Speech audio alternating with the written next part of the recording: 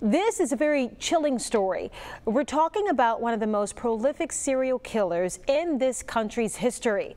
Tonight, we're learning much more about his victims. Lee Peck has been working this story tonight, and Lee, the FBI, along with agencies across the country, continue to try to confirm the information that he's been providing.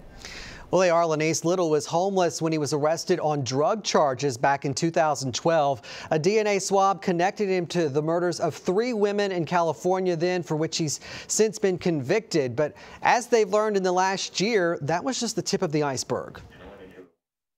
As he continues to talk to investigators, 78-year-old Samuel Little is making a case to become one of the most prolific serial killers, confessing to killing 90 women from 1970 to 2005.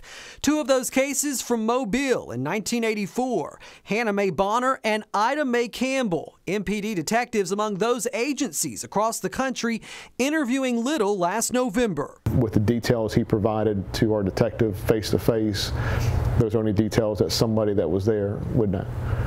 While some of the dates and locations are off, investigators say Little's photographic memory of the details are spot on, as if he wrote the crime report himself. I think the detectives, not just here, but everyone that's talked to him, realize he's not one that's just inflating a number. You have those that want to say, I've done this grandiose type of thing.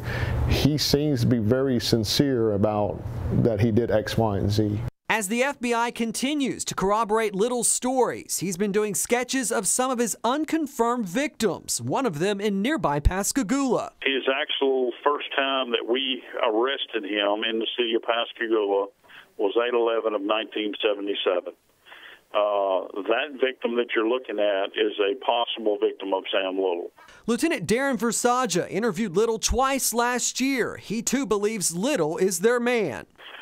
He was here when she was, at the time that she would have been killed, he was in our city. We know he's a killer. He says he dumped her in a rural place. She was dumped in a rural place. He said the grass was very high. She was found in very high grass.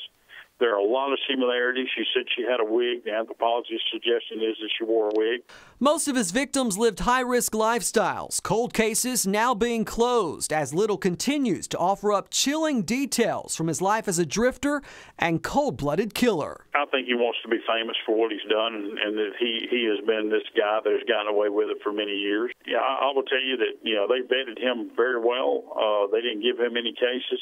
And officers have brought cases that they thought was good for Sam Little, and he would look at them and tell you in a heartbeat, no, that's not mine. I don't know who that is, and that's not my case. So he's not taking every case put before him.